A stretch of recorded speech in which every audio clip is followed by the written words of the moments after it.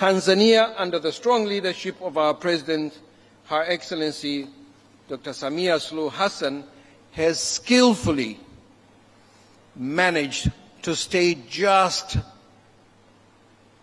before reaching our limit on the borrowing. Given the demands of our infrastructure project when she assumed office, I really would like to congratulate her that she did very well to manage to stay within the limits and not reaching the limits, the ceiling of borrowing. So congratulations to both the presidents for the good work that they have done.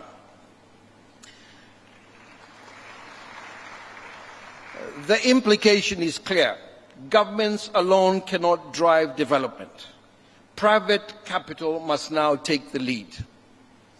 Today, there's a significant capital available globally: pension funds, development finance institutions, commercial banks, hedge funds, and international investors. They are ready to invest. Capital does not follow a concept. It follows a well-prepared project where risk is understood and managed. Capital will come. Ultimately, what we need are bankable projects. Fortunately, we're not starting from scratch. We are already trading together, investing together, and integrating our markets through our people. Hivyo tunao msingi mzuri. Kinachohitajika sasa ni kuimarisha kwa kiwango kikubwa zaidi. Sasa tunapaswa kusonga mbele kutoka kwenye biashara ya kawaida kwenda kwenye biashara ya uwekezaji wa pamoja kupitia joint ventures and public-private partnerships. PPP isiwe sera tu, iwe ni utekelezaji. Excellencies, the role of government is critical to provide a predictable, transparent, and enabling environment that gives confidence to long-term capital. If we get this right, capital will come from domestic markets, the regions, and globally. Excellencies, beyond policy and systems, what we need is a shift in mindset. A shift in the mindset right from the high table to our people. We must recognize that we rise and fall together. We must celebrate each other's success and not compete against it. Ni muhimu pia tujenge utamaduni wa kuaminiana na kuheshimiana. Labda tuseme kwa uwazi zaidi. Watanzania tunatakiwa kuacha kuwaona Wakenya ni tishio kwa ajira zetu na uwekezaji wetu. Na Wakenya waache kufurahia matatizo yetu, majanga tunapopata na fujo zinapotokea nchini mwetu. Waache kufurahia.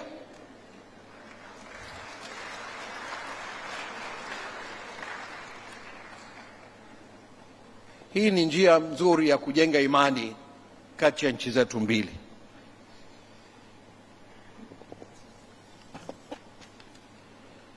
Our people are one, from language to culture, from heritage to history, and through families that live across our borders, we are already connected.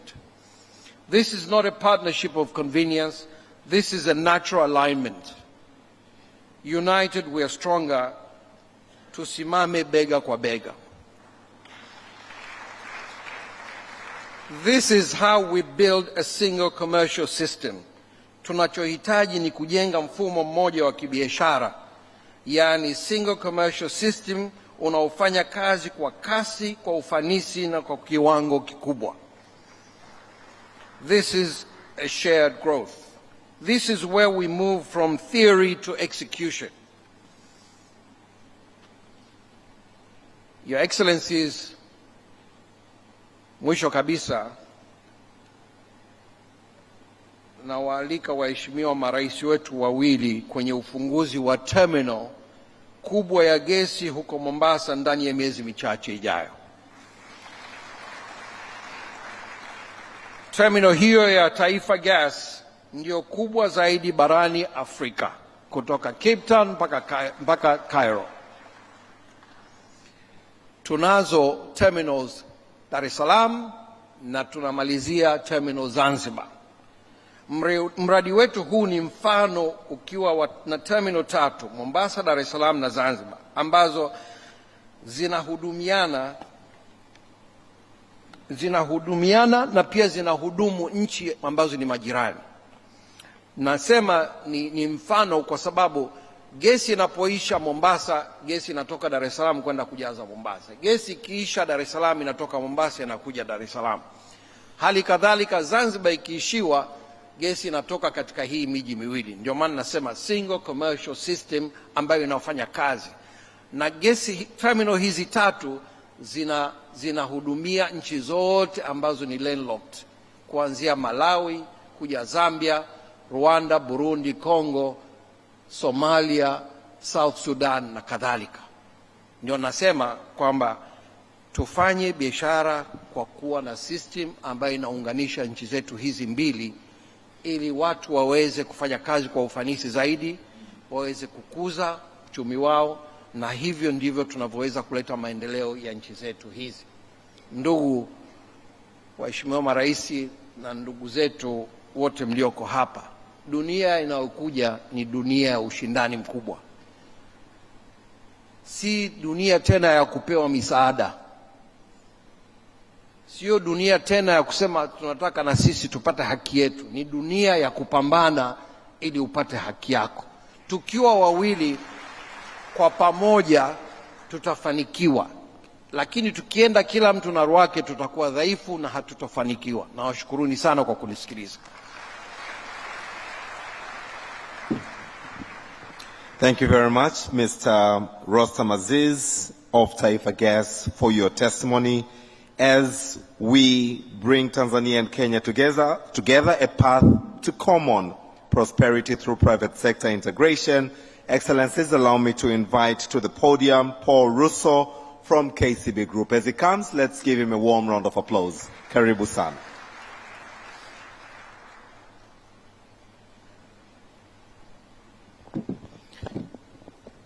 Your Excellencies, allow me to stand on the protocols already established. I think Rostam decided to use my time and that of my brother Edda. So to try and save time, Your Excellencies, allow me to touch on 5 critical points. Earlier this morning, we had a panel, Your Excellencies, and that panel looked at opportunities for which private sector working together can actually bring forward the fruits of what we've been trying to do. And I think there were 3 emerging themes, Your Excellencies. And overall, and I think that was the last that we picked, is we need momentum. We need to create impatience. We need execution.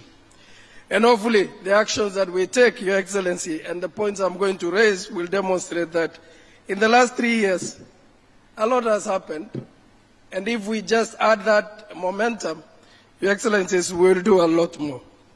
As KCB, operating in 7 markets, Your Excellencies, we remain catalyst to the conversations and discussions here. And I don't shy off. I am proud to say I'm speaking in between 2 of our customers. In the last 2.5 years, to demonstrate commitments, Your Excellencies, we've lent $520 million to 4 businesses operating in Tanzania and Kenya, originating from Tanzania, Your Excellency. And just to firm these up, Your Excellencies, $180 million for the acquisition of a cement company, $120 million, Your Excellencies, for fleet and cement company for a separate entity, another $100 million. If I say that, a few people might end up knowing who I'm talking about.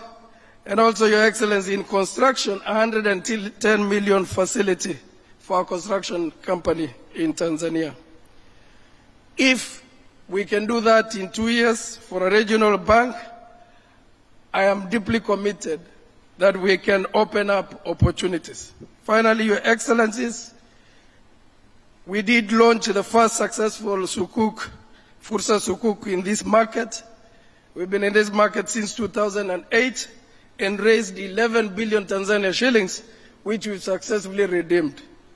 Looking forward, and now I speak for the private sector that is in the room, I think there is sufficient capital, in as well as Rostam has said, and if we come together and stay away, I think the minister earlier on in that panel said, stay away from competition, focus on partnership and growth, focus on prosperity, as a collective will move our nations forward.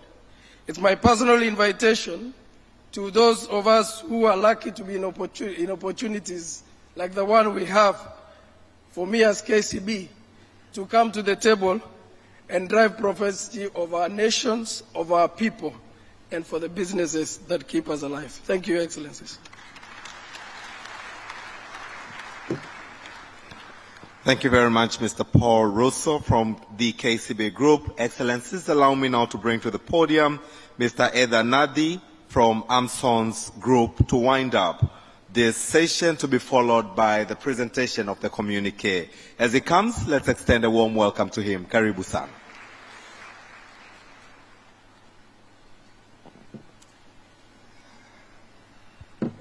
Thank you very much. Your Excellency, Dr. Samia Suluhu Hassan, President of the Republic of Tanzania, Your Excellency, Dr. William Samoei Ruto, President, Republic of Kenya, distinguished guest partners, and fellow business leaders, good evening. Unfortunately, like my brother Russo said, Rostam took all of our time, so I've been asked to shorten up my speech, so I'll go straight to the point. It is a profound honor to stand before you today at this historic Tanzanian Kenya Business Forum as Managing Director of Amson's Group. I'm here not just as a businessman, but as a firm believer in shared destiny of our two great nations. Our journey in Kenya is a testament to the power of the region integration. When Amson's Group made the strategic decision to invest heavily the cross-border, most notably through our $300 million acquisition of Bamburi Cement, East African Portland Cement, and our recent $250 million commitment to the clinker plant in Kwale, we were guided by a single conviction, that the East African community is not just a political bloc, but a single, vibrant economic engine. Our experience in Kenya, I would like to share a bit of experience with the fellow entrepreneurs. Our experience in Kenya, especially Tanzanians, our experience in Kenya has been one of growth and warmth reception. We have found a market that is hungry of infrastructure and a workforce that is exceptionally skilled.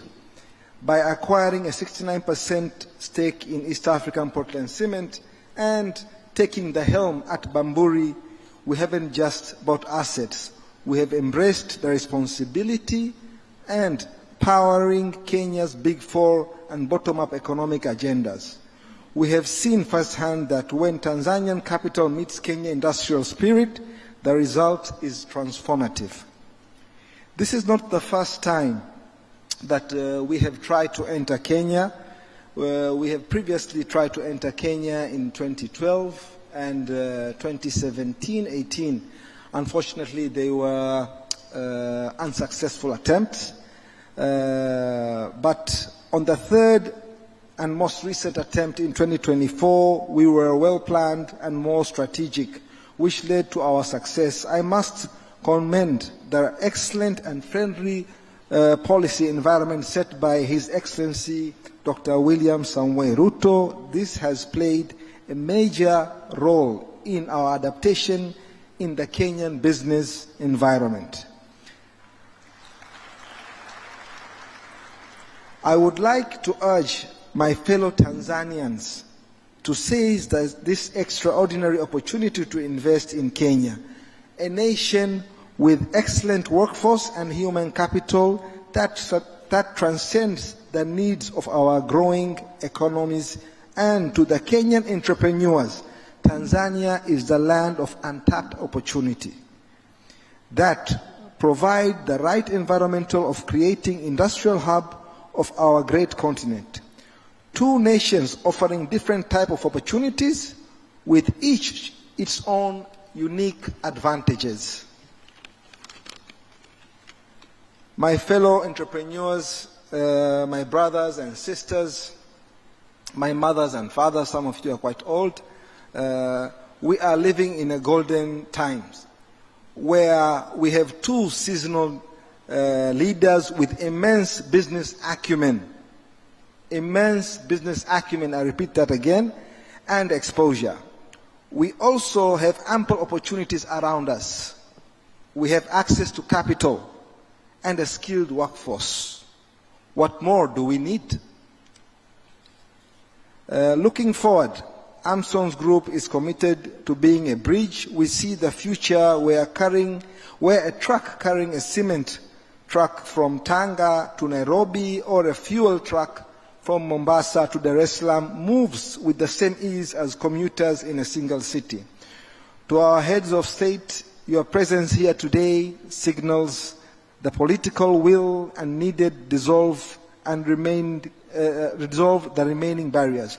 We ask for continued predictability in the investment climate and the further streamlining of cross-border labor capital movement. At Amson's, we are not just investing in cement or energy, we are investing in the spirit of the East African. We are here to stay, we are here to grow, and together we will build an East Africa that is industrial heart of the continent. Mungu aibariki Tanzania, Mungu aibariki Kenya, Mungu ibariki Afrika Mashariki, Mungu ibariki Afrika. Asanteni sana.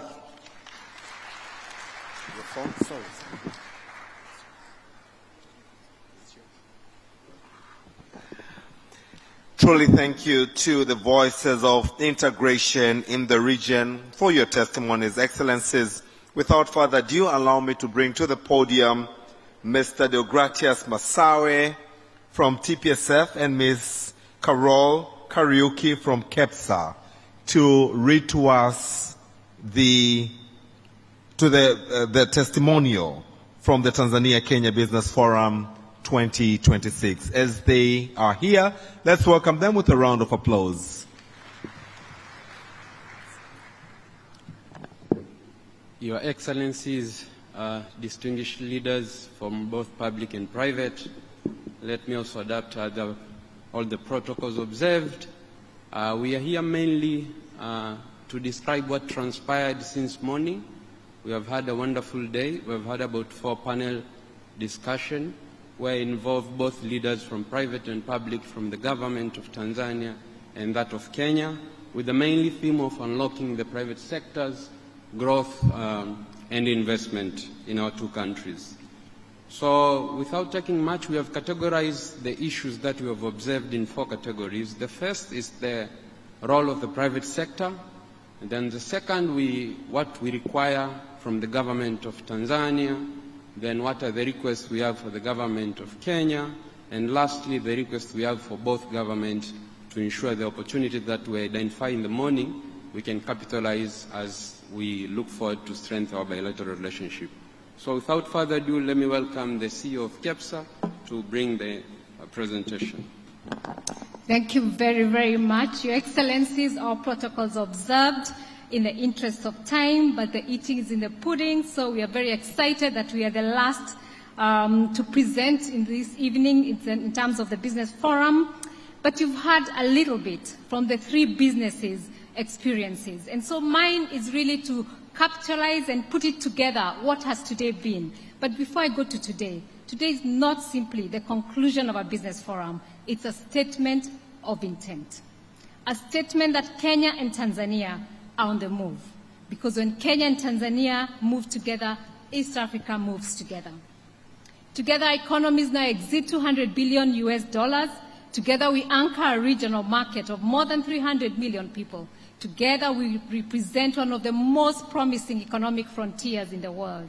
With this enormous opportunity, we are reducing much of the African trade leaving Africa before value is created in Africa by continually making it easier for our businesses to trade and invest within Africa, and more specific in our two countries, so we create the needed jobs for the 60% of the world youth that call Africa home, and provide revenue for our governments to provide services, especially education, health, and security, which many are seeking out of the continent.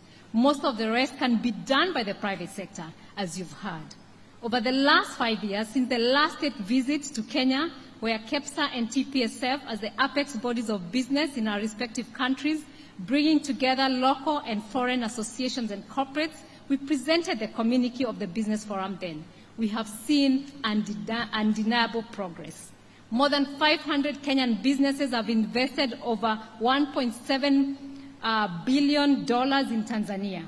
Tanzania investors are making major unprecedented investments into Kenya's manufacturing, energy, logistics, petroleum, media, and capital markets, amounting to over $334.6 million and growing. Banks are expanding, manufacturers are scaling, investors are crossing borders with confidence.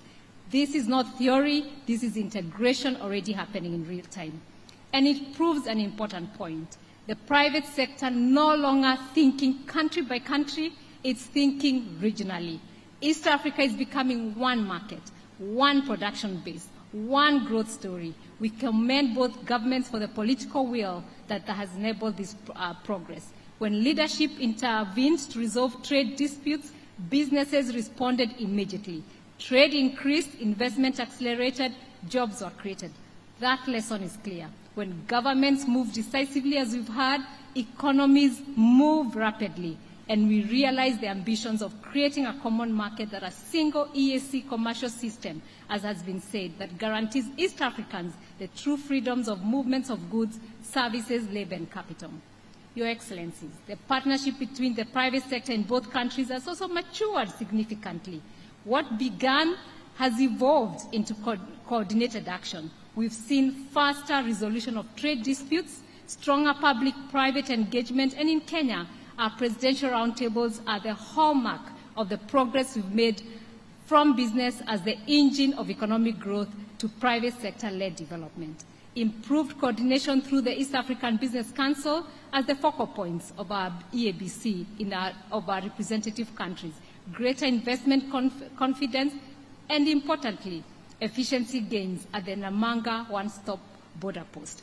What remains? Today we constantly heard from the different panels all day that the barriers that remain are costing East Africa growth every single day. Non-tariff barriers continue to disrupt trade. Discriminatory taxes, fees, and levies continue to erode intra-EAC trade. Different standards and regulatory systems continue to increase the cost of doing business, especially affecting players in the agricultural sector, which is the region's economic backbone. Border delays, which continue to undermine competitiveness. Businesses continue to struggle with overlapping taxation, licensing, and custom procedures. These are not administrative issues, Your Excellencies. They determine whether a farmer accesses a market, a manufacturer stays competitive, a truck delivers on time, an SME survives, or an investor chooses East Africa. While I'll not read every issue discussed, here are the key outcomes for you, Your Excellencies, that are the most important. For the rest, we shall engage the ministries. But before I read that, let me start with the private sector commitment. We do commit to have a joint business council to discuss our business issues and to increase our business between the two countries. We do commit to lobby our governments to not put any more NTBs and to resolve the ones that are there, because we know many of these NTBs come from ourselves as the private sector, lobbying our own governments, and also to facilitate business. We also do commit to do projects, as you've heard, that are joint ventures and to work together. For the Republic of Kenya, this is what we ask. Continued partnership in removing the non-tariff barriers. When we come to you, Your Excellency, and we ask for a tariff to Tanzania, please say no, because we must work together swiftly and decisively. That would significantly reduce the instances of delay in the agro-produce, horticulture, and manufacturing sectors. Faster harmonization of standards and customs systems.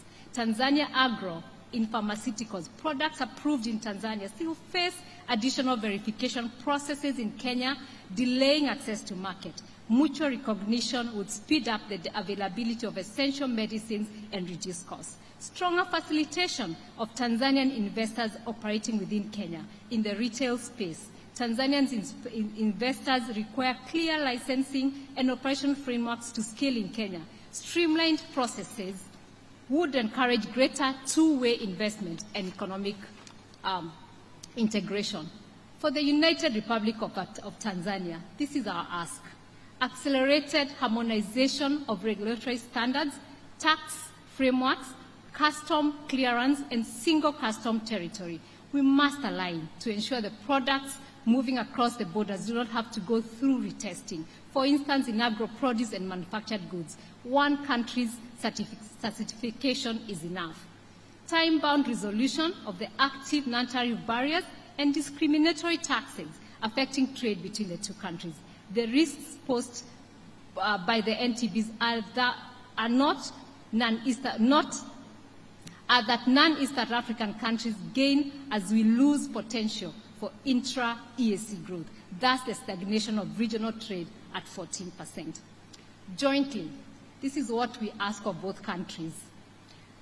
First, policy predictability. I think that has been said and emphasized a lot. Businesses invest where rules are stable. Second, regulatory harmony. East Africa cannot compete globally with fragmented systems. We must gear towards a borderless community with not only accelerated trade in goods but in services, allowing our educated Kenyans and Tanzanians to offer their services across borders. Third, speed of implementation. The region cannot afford slow execution in a fast-moving global economy. Let us have all the discriminatory fees, levies, and taxes addressed. Fourth, creation of regional projects that will benefit the region so that we have global value chains, competition rather than national projects in areas like resilient infrastructures, energies, and service industries. E.g., in the light of Iran war, our ports would have been the natural access of Asia. So let us make our ports for such times, but more so, ports of choice as the new trade order takes shape. Fifth and the last one, faster clearance and predictability for goods entering Tanzania and Kenya. Because the truth is this, the global economy is reorganizing itself. Supply chains are shifting, industrial policy is returning, regional blocs are consolidating. This is East Africa's moment, but moments do not last forever. If we move boldly, we can become a continental hub for manufacturing, logistics, energy, digital, and agro-processing. If we delay, others will move faster. And so in conclusion, Your Excellencies, history will not remember us for the meetings we held. They are great. History will remember us for the barriers we removed, the investments we unlocked, the industries we built, the jobs we created, whether young East Africans found opportunities within our region instead of outside it. The future of East Africa will not be built by borders. It will be built by bridges. Bridges of trade, bridges of infrastructure, bridges of trust, bridges of investment, and bridges of shared prosperity. We as business reaffirm our commitment to work alongside both governments to track implementation, sustain dialogue, and deliver solutions, as we've always done, that has delivered progress witnessed today. Because when Kenya succeeds, Tanzania succeeds, and when Tanzania succeeds, East Africa rises. Thank you very much.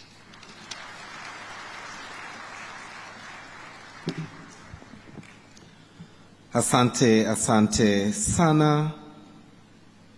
Deogratias Masawe from TPSF and Ms. Carol Kariuki from KEPSA for reading or presenting the communique of what transpired for the past day. Excellencies, as we move from the communique which has just been read to action, I invite you now to witness the the signing of the MOU between TNCC, ZNCC, and KNCC, which aims at increasing access to investment between our two countries, which aims at creating an enabling environment for investment between our two countries, which aims at eliminating any trade barriers as well as any trade impediments between our two countries, but also this MOU, Excellencies, which you're about to witness, will also call for the parties to share market intelligence information. This, as mentioned, will be between KNCC from Kenya, TNCC and ZNCC, Tanzania National Chamber of Commerce, Zanzibar National Chamber of Commerce, and Kenya National Chamber of Commerce and Industries. May I now call the parties to the stage for the exercise.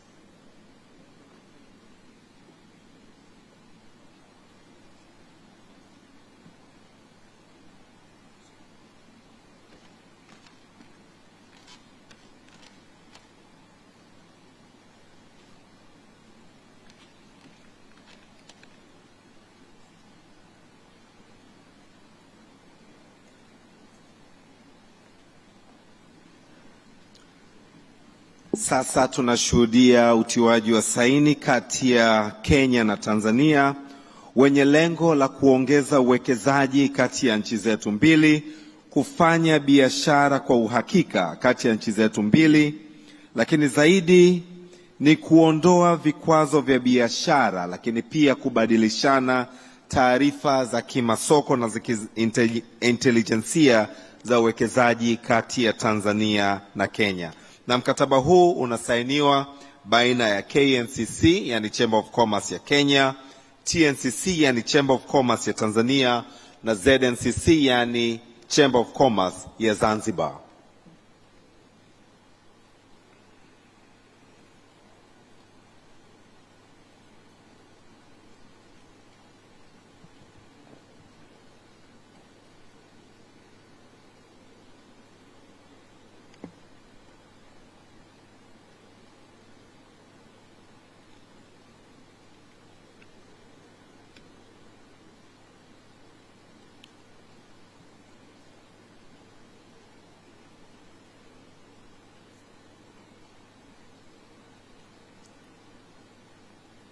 President.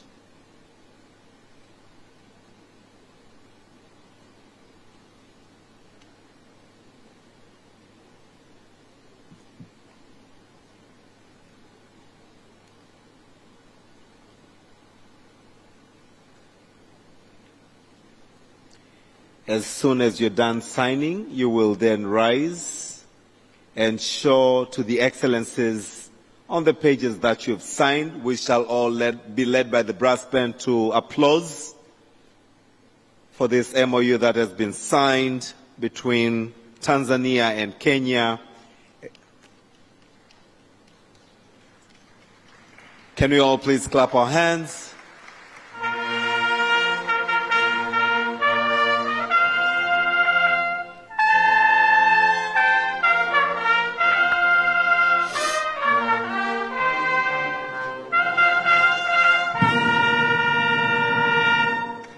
Now we shall witness as you exchange the MOUs.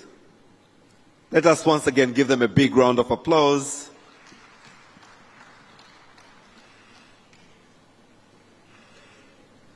Thank you very much. Excellencies, allow me now without further ado to invite Honorable Abubakar, Principal Secretary, State Department for Investment Promotion, Republic of Kenya, for his remarks. As he comes, let us extend a warm welcome to him. His remarks will be followed by those of Honorable Mudavadi. Kindly prepare. Let's extend a warm welcome to him as he comes for his remarks. Karibu sana.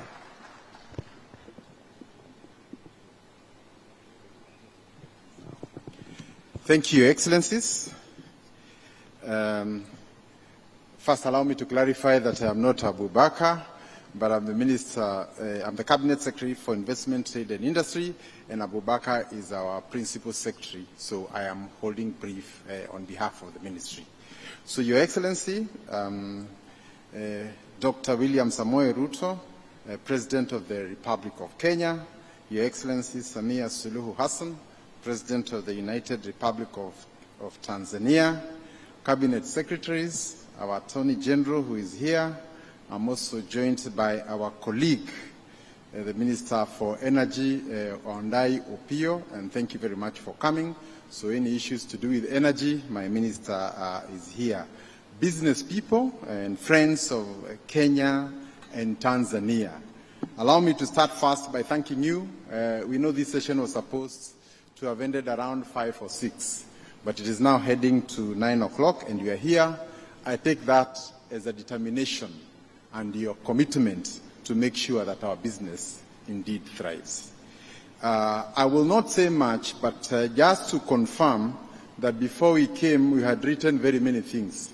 But because I have been part of the tour the whole day, I have gotten the impression that much of what we wanted to ask has been overtaken by time. And I want to take this particular time to thank our heads of state for the topmost commitment in assuring our business people that we can do business and we are ready to do it. One of the things that is obvious is that the business community knows what they want. Sometimes the policies have not been very well aligned. Sometimes they've taken longer than we wanted. But when I look at the resilience of business people, from my own hometown, we take onions from Tanzania, oranges from Tanzania, and they come every day. Our role as government is just to facilitate that to go on and to go well. Your Excellency, I just have 2 issues that I would want to just elaborate.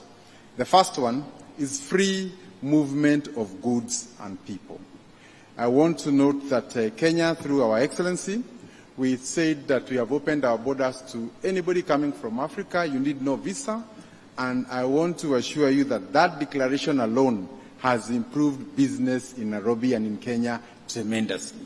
When people are not sure whether they will be allowed into our country, they cannot be able to invest freely. So I think one of the issues we'll really be looking upon is the free movement of goods and people. One of the issues that is worth noting is that the borders in Africa were set during the colonial times. The colonizers who set those borders, now back in Europe, have actually collapsed their borders. With one visa, you can move from Italy to Germany to Spain and all the other countries. Yet, in our continent, we still remain very emotionally attached to our borders. So there's no way we can be able to compete and work well to open our continent if we don't open our borders. So we want to really urge all our governments, and especially at the borders. 3 hours, 4 hours for cargo to cross from one country to the other is not allowable. So, Your Excellency, I am sure these are some of the issues we've discussed, but we must say as business people, we want to be able to move our goods across the borders without having to worry.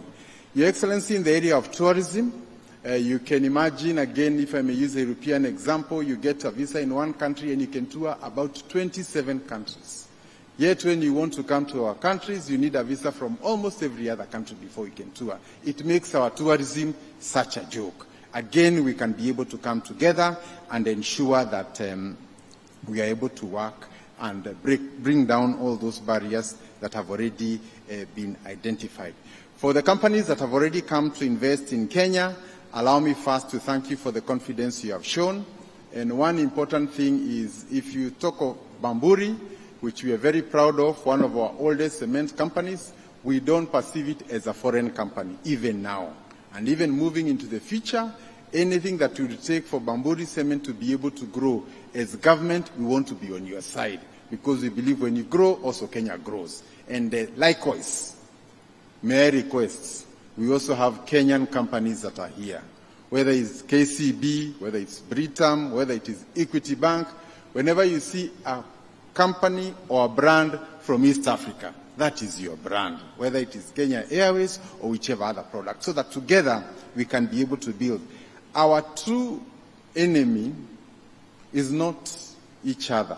It is poverty, unemployment, and export of raw commodities.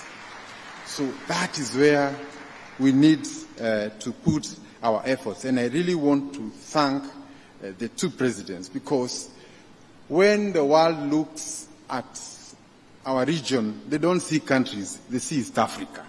So either East Africa is a good place or a bad place. So we have a joint responsibility to make it the best. And that's why we support the joint programs that have already been suggested to ensure that we move together. I want to end there to thank all of you and indeed to confirm that all the resolutions that have been made here will be brought to life. Thank you, and may God bless our two countries.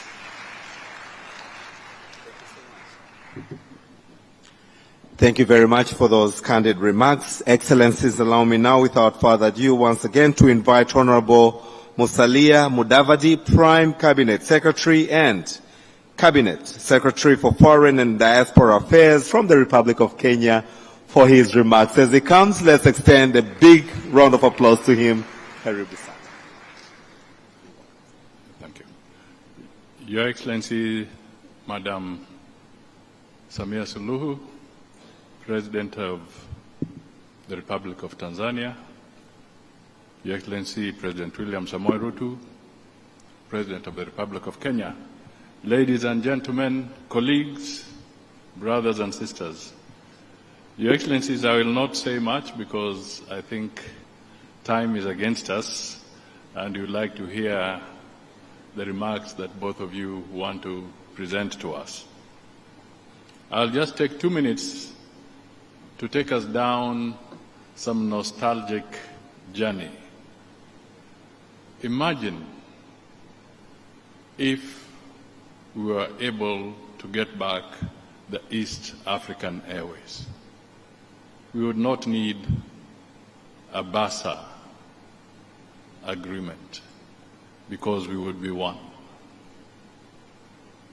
Imagine if we had the East African ports and harbors.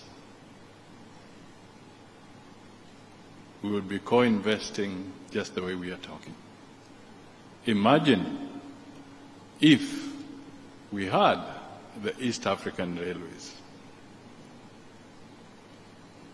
Imagine for a moment if we had that one common currency.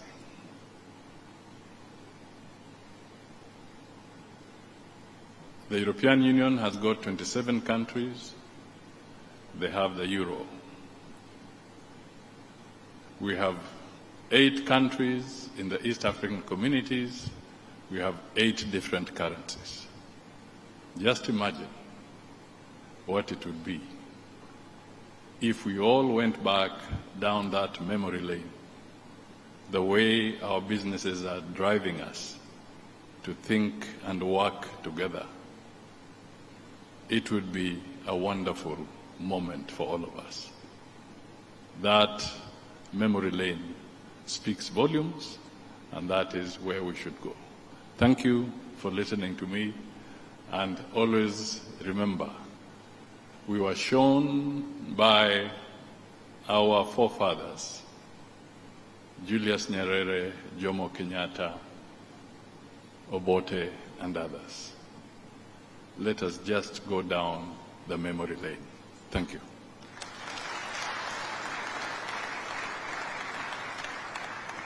Dr. Samia Suluhu Hassan, Rais wa Jamhuri ya Muungano wa Tanzania, Mheshimiwa Dr. William Samoei Ruto, Rais wa Jamhuri ya Kenya, waheshimiwa mawaziri, viongozi wa sekta binafsi, mabibi na mabwana. Nimepata heshima kubwa na upendeleo maalum wa kupewa heshima ya kuwakaribisha waheshimiwa maraisi kuja kuongea hapa.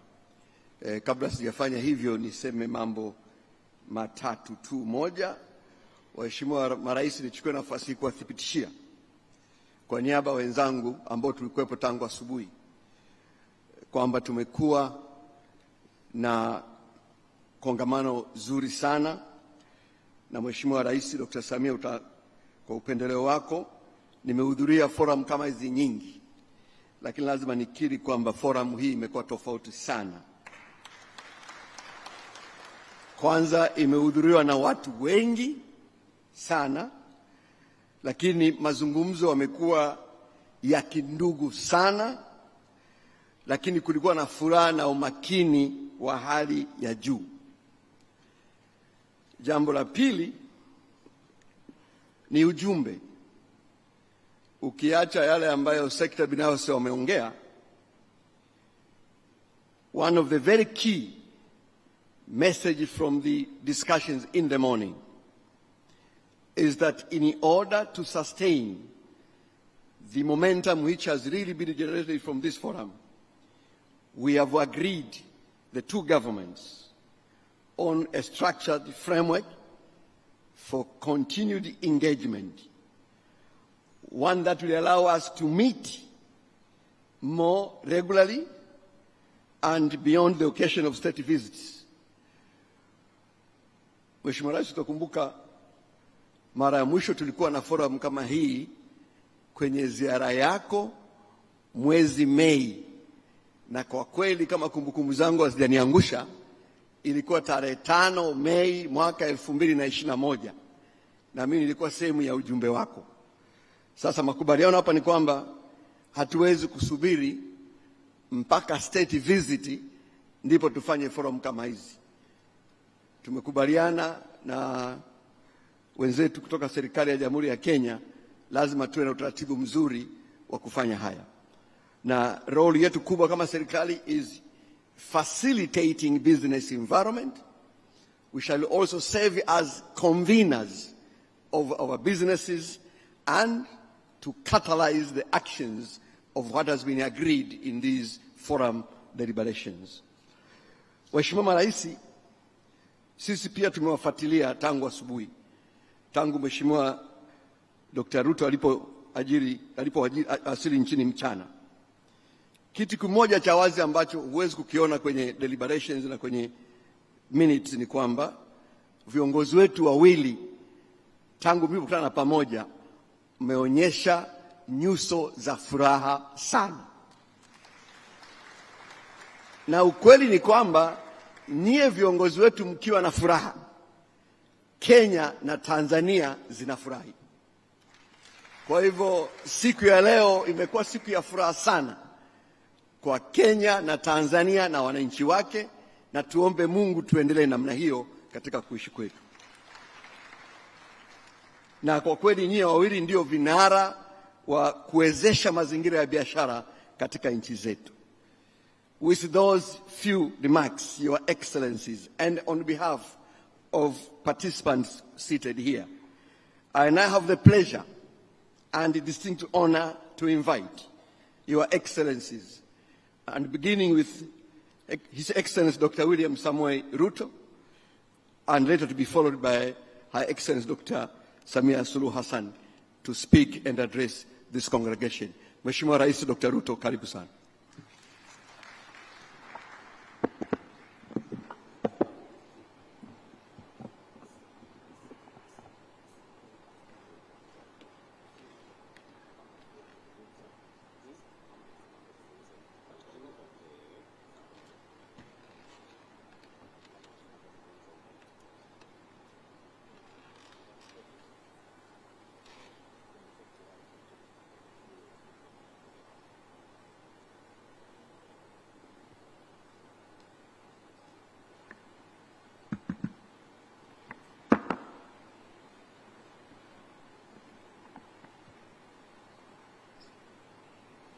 Shukrani, asanteni sana. Tafadhali tunaweza kuketi.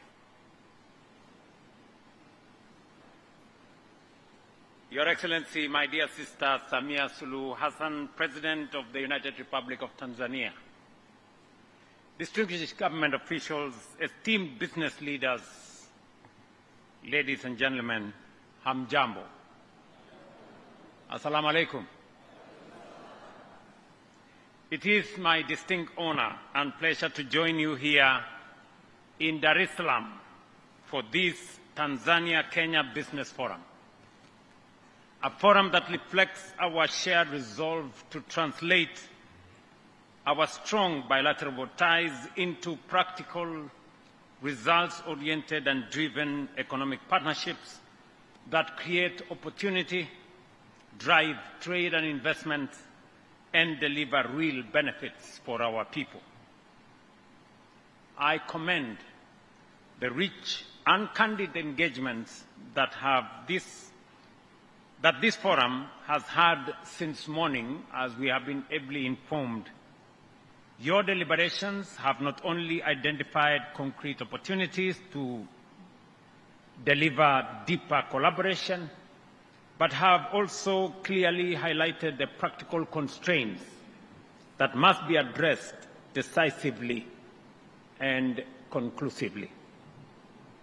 Your Excellency, the Kenya-Tanzania partnership is anchored in deep historical ties and a shared vision for prosperity. Today, that partnership is evolving into a dynamic economic relationship driven by strong trade, investment, and strong people-to-people connection. Within the framework of the East African Community, we are demonstrating that regional integration is not merely an aspiration, it is achievable. According to the latest quarterly statistics bulletin by the East African Community Secretariat, total East Africa trade increased significantly from $124 billion in 2024 to $156 billion in 2025, representing a 25% growth. Intra-EAC trade grew even faster by 28%, rising from $15.1 billion to $19.3 billion over the same period, though it still accounts for only 12% of the region's total trade. Our bilateral trade remains strong and steadily growing, reaching 860 million shillings in 2025, a slight reduction from $950 million in 2024, with near balanced flows on both sides. These numbers reflect deepening complementarities and expanding value chains between our two economies. Let me expound on this. We lost a bit of trade, close to $100 million between 2024 and 2025 because of non-tariff barriers. And I am very happy that in this meeting, business people from across the divide are speaking from the same script. Listening to Paul Russo, listening to Heather of Amazons, listening to my good friend from Taifa Gas, my good friend Aziz, they are speaking a common language, a language of East Africa.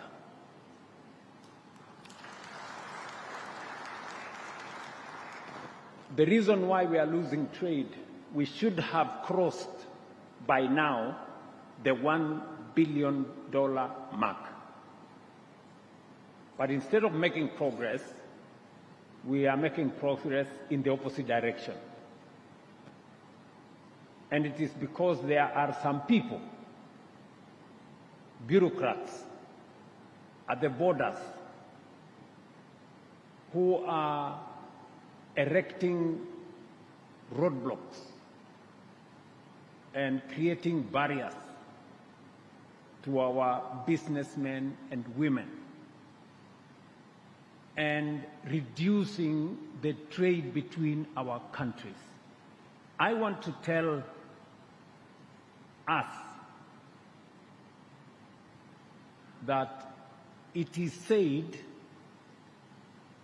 you cannot share poverty, but you can share wealth.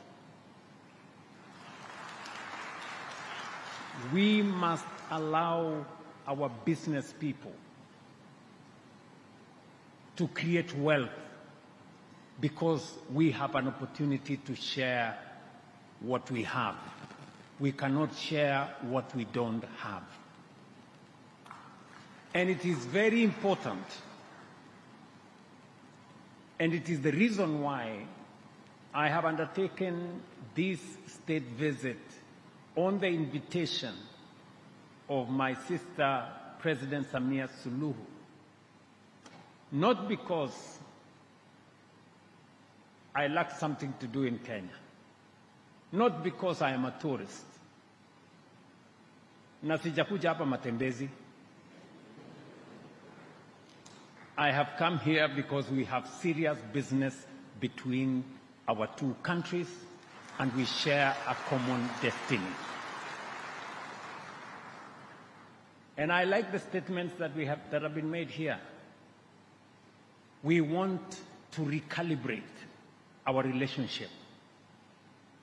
We want to re-engineer our engagement because, as has been said here,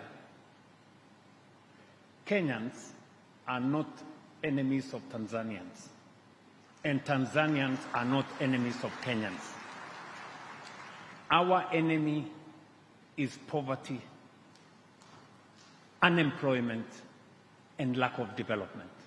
And we can confront this enemy together. We will succeed together. The sooner and the faster we understand that, the better for all of us, and the sooner we find the solution. Look at what has happened in just 2 years. We have investors taking up opportunity in Kenya to the tune of $300 million in just 2 years. And they are not just taking up opportunity in Kenya. They are using Kenyan financial institutions to acquire those businesses. That is how collaboration works. Instead of complaining, look for the opportunity and take it up.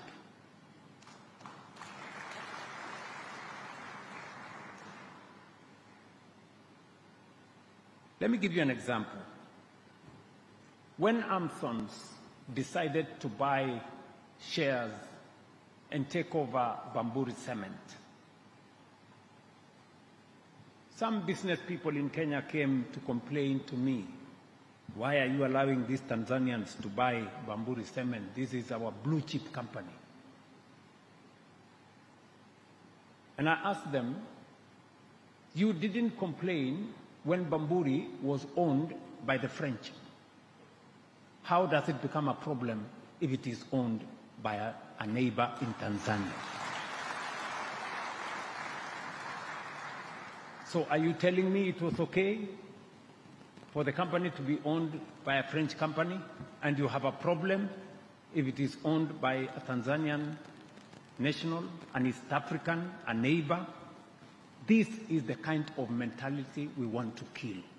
We want to make sure that what is Tanzanian is Kenyan and what is Kenyan is Tanzanian. Ninyi mnanielewa?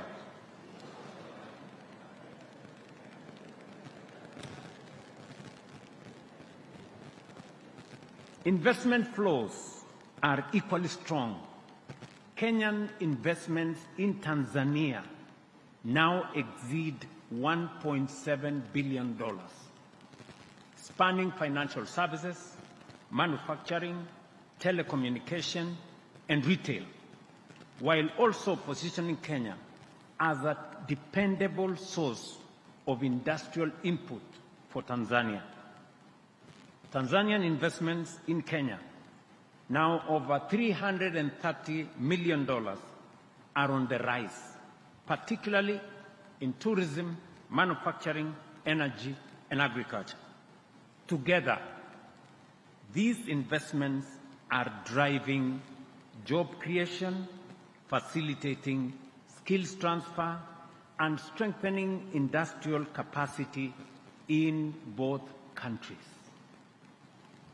Beyond trade and capital, our people remain the backbone of this partnership.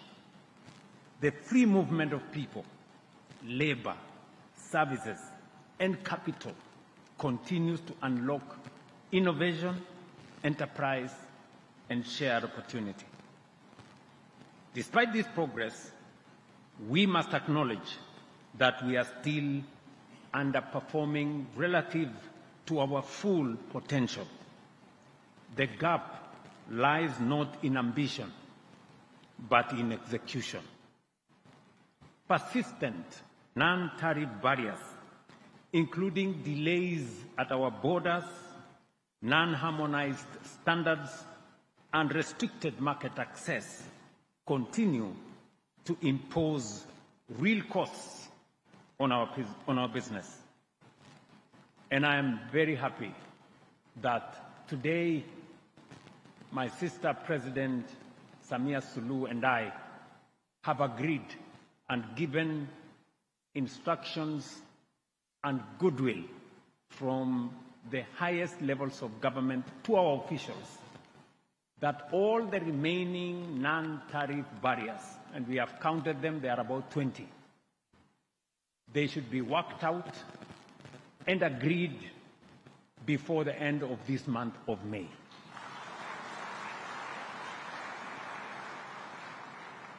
So that we can provide a seamless opportunity for our business people to work. Looking ahead, there is urgent need to enhance the building blocks of an efficient business ecosystem through infrastructure and connectivity, which are pivotal in unlocking our shared competitiveness across all sectors. Efficient transport networks, modernized ports, and robust digital systems will continue to be more consequential than ever before in lowering trade costs and amplifying regional value chains and potential. Ladies and gentlemen, first, we must strengthen the physical backbone of our integration, from the seamless linkage of our standard gauge railways to greater complementarity between the ports of Mombasa and Dar es Salaam, and the transformative 400-kilowatt Kenya-Tanzania power interconnector is such one example. These are critical infrastructure projects that will drive economic growth and deepen our regional integration. Just for your information, the gas pipeline between Tanzania and the port of Mombasa, we signed off today for a feasibility to be undertaken and the necessary construction to be done so that we can connect the gas fields that you have here in Tanzania to Mombasa for us to get gas from this country and use it in Kenya to power our development. So I am sure Taifa Gas, Lake Gas, and all the other investors from Tanzania in our gas ecosystem, we have now sanctioned our two ministers to proceed with the necessary details for us to get that into action. The power interconnector alone, spanning over 500 kilometers, has synchronized our electricity grids and unlocked opportunities for expanded regional power trade.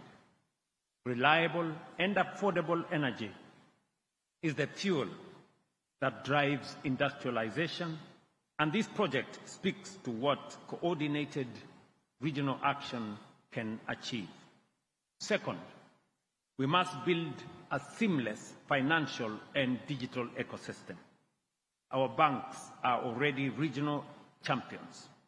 Our mobile money platforms are global benchmarks. The next step is clear: real-time, cross-border payments, interoperable fintech systems, and deeper capital market integration to unlock the digital economy at scale. I am looking forward to having a conversation on how we can finally actualize the mobile one area network. As you know, phone calls today from Kenya to Uganda and Rwanda are considered local telephone calls. There is still a problem. We still consider a phone call to Tanzania that it is a foreign call. Foreign to where?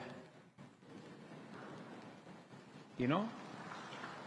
Really, the people in that space, our investors in the mobile space between Kenya, Tanzania, and Uganda, including Rwanda, we should harmonize that space. We want a telephone call from Kenya to Tanzania to be local. We want a telephone call from Tanzania to Kenya to be a local call, because we are one people. Third, we must industrialize at scale together. Tanzania's strength in raw materials and natural resources, combined with Kenya's financial ecosystem, represents a powerful competitive advantage. Together, we can build integrated value chains in agriculture, pharmaceuticals, construction materials, and much, much more. And fourth, we must empower the private sector to lead. Government's role is to de-risk, enable, and accelerate. Your role as business leaders is to invest, innovate, and integrate. A target of $500 million in new cross-border investments and $1 billion in trade over the next 3 years is ambitious, but entirely achievable if we act with purpose and alignment. Arising from this forum, we are making clear, actionable commitments. On non-tariff barriers, I have said we must transition from seemingly endless discussion to execution. Our governments will establish a joint mechanism to eliminate all outstanding barriers, publish a time-bound resolution plan, and implement a continuous monitoring system to ensure new barriers are addressed swiftly and conclusively. On private sector engagement, we fully support the establishment of a Tanzania-Kenya Joint Business Council as the central platform for structured collaboration, and I'm very happy that the business communities have signed an MOU here to facilitate. Through sector-specific working groups, we will ensure continuous engagement and translate private sector priorities into investments, partnerships, and measurable outcomes. Beyond the Joint Business Council, we will institutionalize the Tanzania-Kenya Business Forum as an annual platform to review progress, track implementation of commitments, and unlock new opportunities. The forum we have had here today, and I want to encourage the private sector. If you want to make things easy, get partners from Kenya into your business and get partners from Tanzania into your business. That way, you will have the ear of government on both sides. And we will unlock all these transactions much more easily. What we are offering is that this forum we are having today in Tanzania, let us have it next year in Kenya, and the following year in Tanzania, and the following year in Kenya, until we make this market one seamless market. Finally, these measures will complement ongoing efforts under the East African Community, including the single customs territory and one-stop border posts, which are already reducing border crossing times from days to hours, lowering logistics costs, and enhanced predictability of businesses. The opportunities ahead, ladies and gentlemen, are immense, from agriculture and agro-processing to manufacturing, energy, tourism, and digital economy. Our two nations are uniquely positioned to build integrated, competitive, and globally relevant value chains. To the business leaders gathered here today, our moment is now. We must seize the abundant opportunities before us by forging partnerships and investing boldly. We reaffirm our steadfast resolve to providing a stable, predictable, and enabling environment anchored on regulatory clarity, investor protection, and private sector-led growth.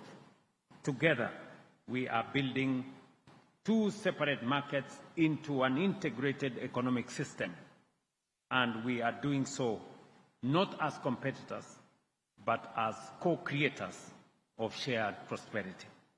If we act with unity, with resolve, and with purpose, I have no doubt that the Kenya-Tanzania partnership will ultimately stand as a continental model of what African integration can achieve: practical, impactful, and private sector driven. Let me conclude with the remarks that was made by the gentleman who prayed for us. That gentleman who prayed read a verse that I am very familiar about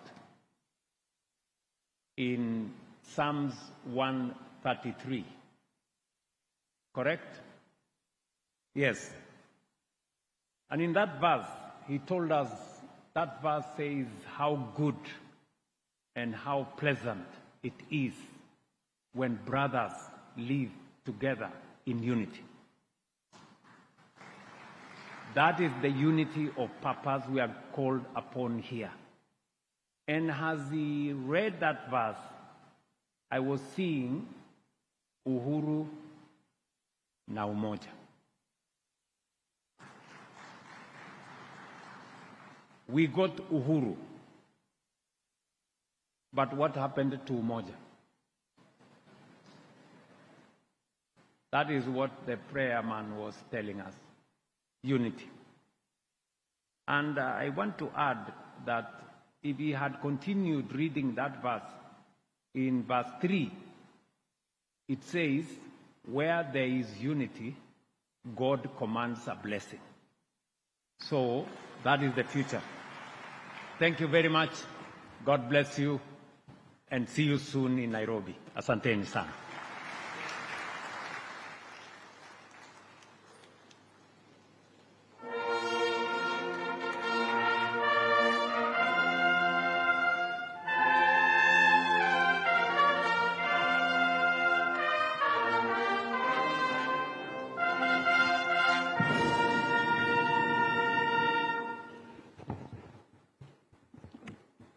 Naomba tukae.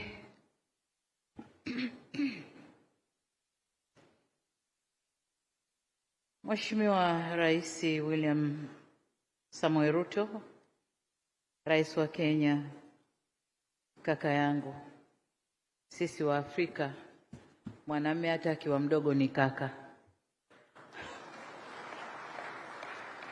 Kwa hiyo kaka yangu, kinitambua uwepo wa Mheshimiwa Musalia Mudavadi, Prime Cabinet Secretary and Cabinet Secretary for Foreign and Diaspora Affairs in Kenya, Mahmoud Thabit, Mheshimiwa Balozi, Waziri wa Mambo ya Nje na Ushirikiano wa Afrika Mashariki, Mheshimiwa Waziri Kitila Mkumbo, Waziri wa Mipango na Uwekezaji kwenye ofisi yangu hapa Tanzania, na mawaziri wote na cabinet secretaries mlokuweko hapa kutoka Tanzania na Kenya. Lakini pia nitambue uwepo wa excellencies, captains of industry, entrepreneurs and distinguished guests. Lakini na wanahabari pia, ladies and gentlemen, good evening. Na heshima kubwa kusimama mbele yenu baada ya wote waliosema. Na nadhani hii ni fursa yangu ya kufunga kongamano hili au mkutano huu wa wafanyabiashara wa Tanzania na Kenya. Nakumbuka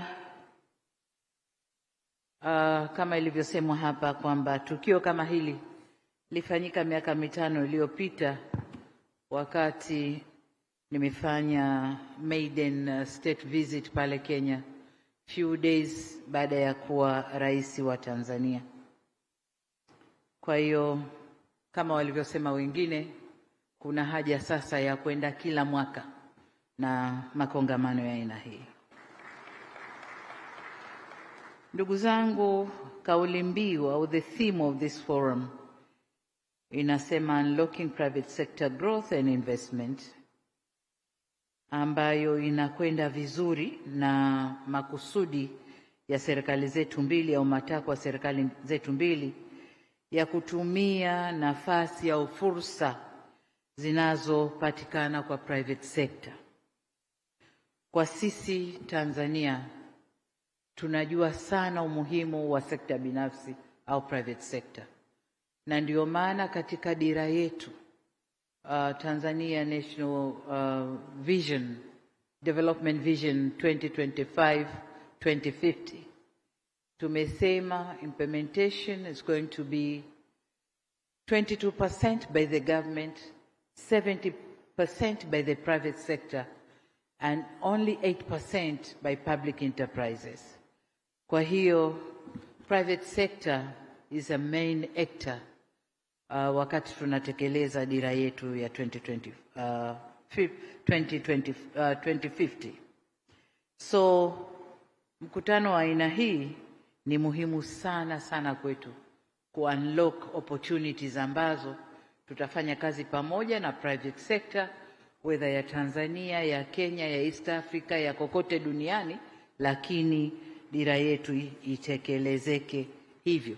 70% kwa private sector. Wanasema kwa Kiingereza au niweze kuelezea uhusiano wetu wa Kenya na Tanzania. Na mimi nasema Kenya na Tanzania, we are joined at the hip, au pengine mguu mzima. And imagine a couple joined at the hip. Mkitaka kwenda mbio, mmoja anakwenda mbio, mmoja anazorota, mtaanguka. Mmoja akisema akae, mwingine hataki, atakaa kwa lazima, anataka au hataki. Vovote vile anapofanya mmoja akiwa hataki, haitafanikiwa. Sasa sisi Tanzania na Kenya tumeunganishwa at the hip au kwenye mguu. Lazima twende pamoja. Lazima twende pamoja. Hatuwezi kugawanywa. Tunagawanywa kwa mentality zetu, kwa fikra zetu, tunavyoangaliana kwa choyo chetu, selfishness. Lakini in reality na kwa maumbile ya Mungu, sisi ni wamoja. Kwa hiyo hatuna budi kwenda hivyo tukiwa wamoja. Wakati nimetembelea Kenya mwaka 2021, nilizungumza pale bungeni kwamba sisi wa Tanzania na wa Kenya ni wamoja, na hata wanyama wetu wanajua hilo. nikawapa mfano wa wildebeest kule Serengeti na Masai Mara. Wale wanyama, they are traveling with no borders. Hawagongi pasipoti, hawalipi fees kwenye vikwazo, hawana chochote. Wanaingia Kenya, wanarudi Tanzania. Na nzuri zaidi, wale wanyama anabeba uhai ya ujauzito kwenye nchi moja, anakwenda kujifungua kwenye nchi nyingine kwa zile season zao. Sasa nikawauliza wabunge wa Kenya, mtoto wa wildebeest ana uraia gani? Uraia wa Kenya au wa Tanzania? Sababu ujauzito umebebwa huku lakini kazaliwa huku. Ana uraia upi? Na you never know, inawezekana baba na mama si wote wa Tanzania, kule wakikutana kule kwenye heating system, inawezekana dume la Kenya ndio limepanda Tanzania. Sasa watoto wana uraia gani? Na hivyo ndivyo wa Kenya na wa Tanzania tulivyo. Hatuna budi. Sisi ni watu wa ardhi moja, lakini ni watu wa destiny moja. Lakini yanayotokea haya ni kwa sababu ya selfishness, utandawazi, kusikiliza sana nje, mambo ya teknolojia, sijui mambo ya globalization, yanatugawagawa hapo katikati. Lakini ukienda kwa undani, leo tulikuwa tunafanya introduction kwenye mazungumzo yetu ya serikali, na katika introduction wakawa introduce governor wawili wa provinces, wote wa Masai nadhani wale, lakini it happened wale pale. Lakini wale nilikutana nao kwenye msiba wa marehemu Mheshimiwa Lowassa, and they were crying sawa sawa na Wamasai wa Tanzania, na wanasema tumeondokewa na ndugu yetu. Sasa sema wameondokewa na ndugu yao, wasu wametoka Kenya, Lowassa Mtanzania, lakini walikuwa wanalia kama Wamasai wengine pale kwenye msiba. Kwa hiyo watu ni wale wale. Ukienda Mara kule, wale watu ni wale wale. Kwa hiyo hata hapa tu coast, ukivuka Tanga kuingia Mombasa, watu ni samahani, naomba maji. Watu ni wale wale.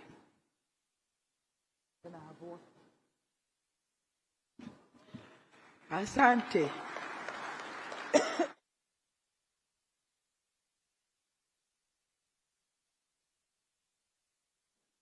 Begi pole pole.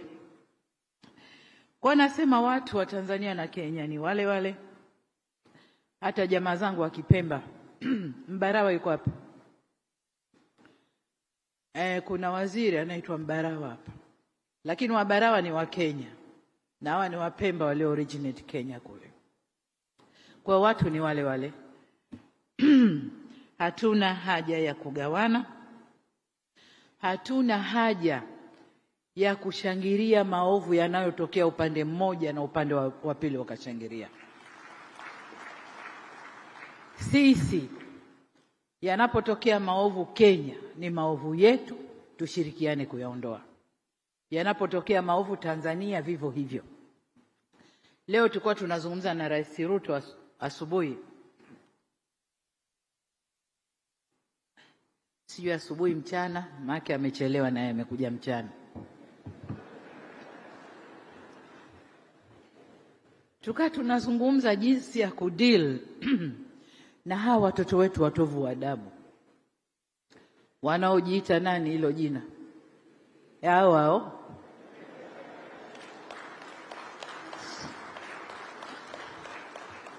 Eti na wenyewe wanajifanya ni hao wa East Africa.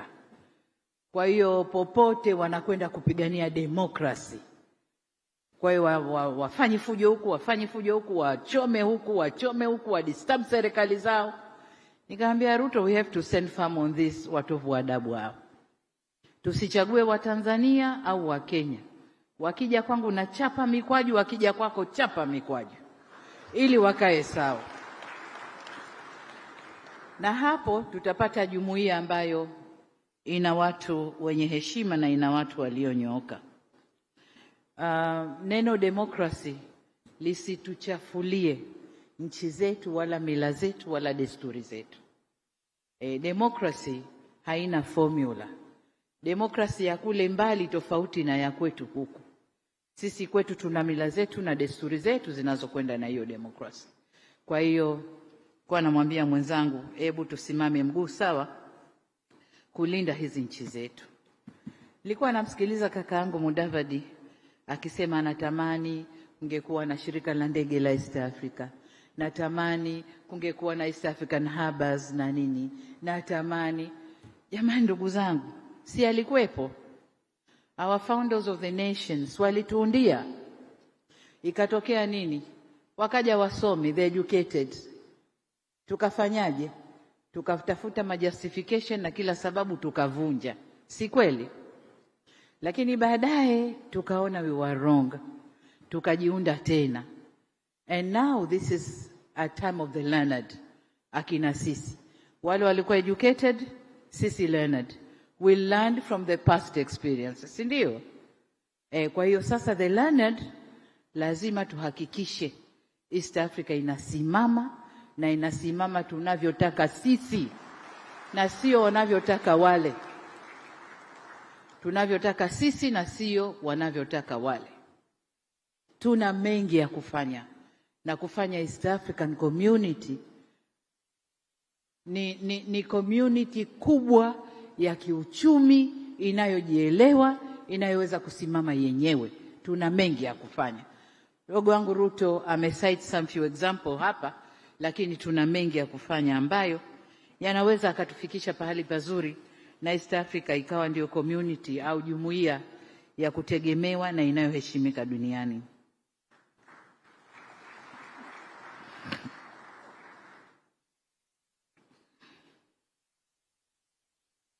Ndugu zangu,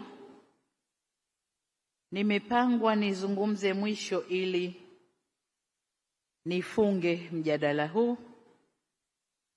Yote yanayohusu mkutano wetu leo, kukuza biashara, kuondoa vikwazo, kukuza chumi zetu, GDP na mengineyo, yameshaelezwa na yameelezwa kwa takwimu, na takwimu au statistics hazisemi uongo. Hali halisi wote tumeiona.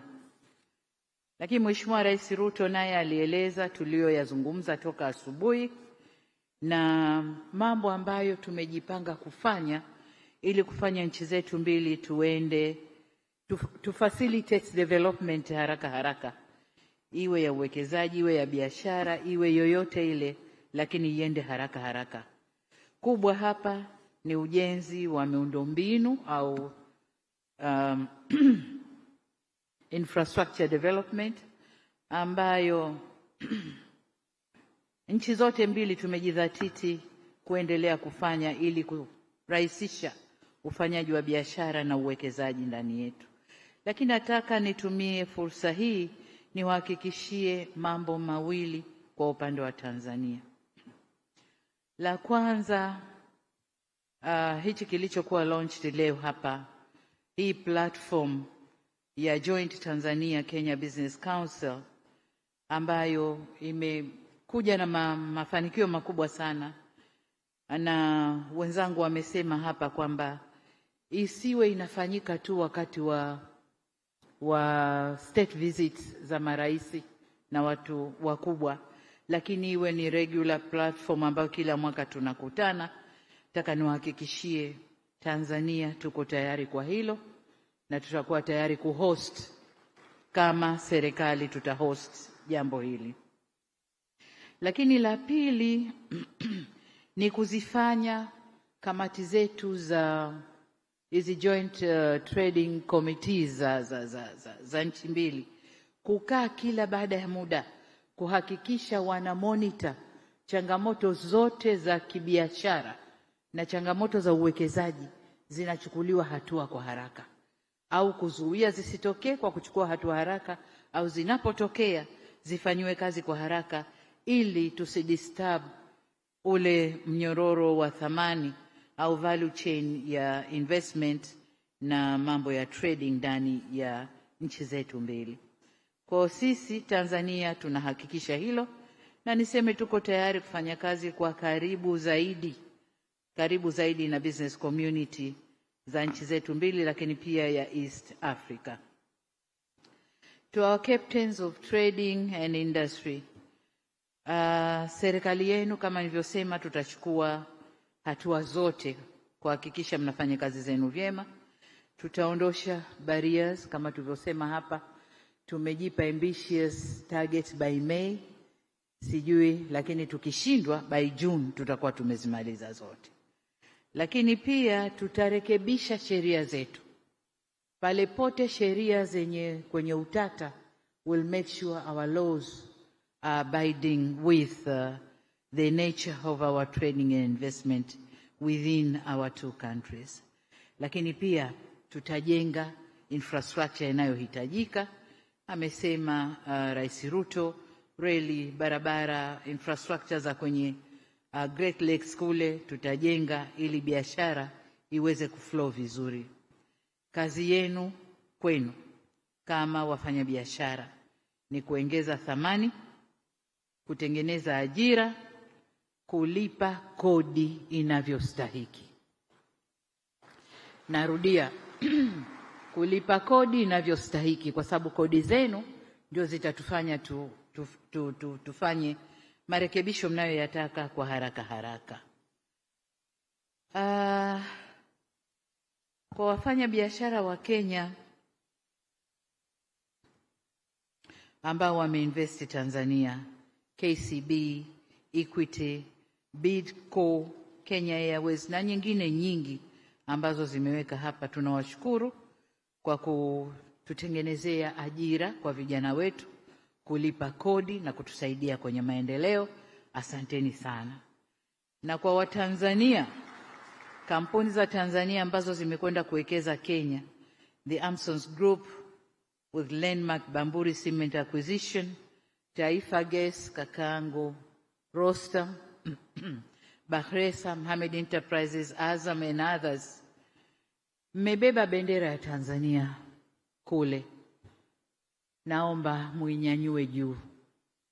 muinyanyue juu bendera ya Tanzania, na msiende kufanya chochote kile kinyume na sheria za kule, ili tufanye biashara, tufanye kazi kwa vizuri zaidi.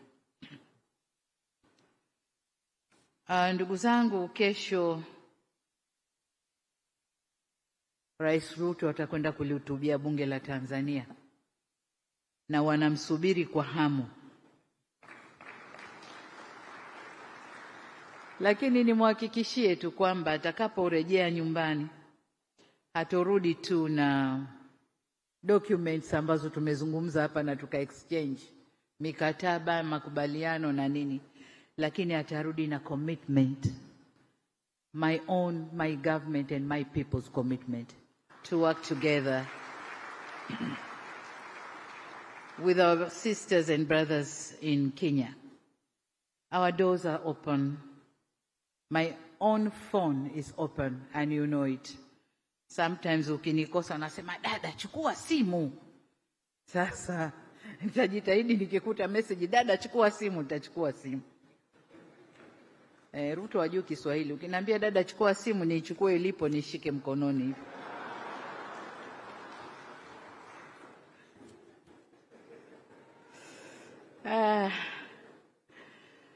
Kwa hiyo my people are also ready to work with people of Kenya.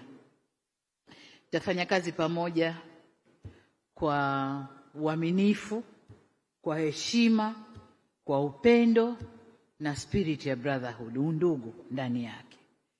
Sisi, we are not competitors, we are partners, we are family. Kama nilivyosema, tuchukulie Kenya na Tanzania kama kiumbe chenye miguu mitatu. Sasa kwenye miguu mitatu lazima vichwa viwili vifate amri hii moja. Haiwezi kichwa kikakaidi miguu inavyotaka, tutaanguka. Na ikianguka Kenya tumeanguka wote.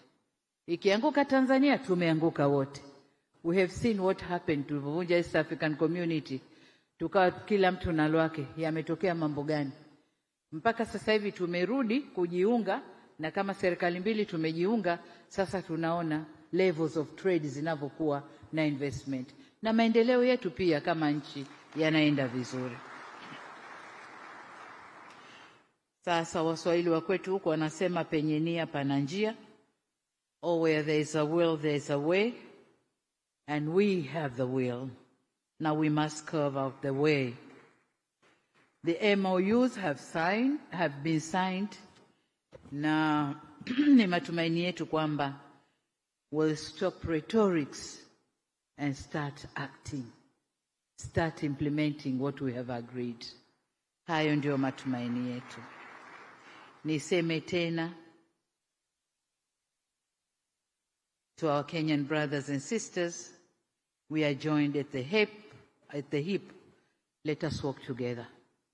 Hakuna njia ya kugawana, let us walk together. Baada ya kusema hayo, sasa nifanye kazi niliyotakiwa kufanya, nayo ni kutamka rasmi kwamba Tanzania Kenya Business and Investment Forum 2026 now officially closed. We are waiting for the one in 2027. Kenya-Tanzania Business Forum. Oh yeah. Thank you very much. Asanteni sana. Wish you all the best. Asanteni sana.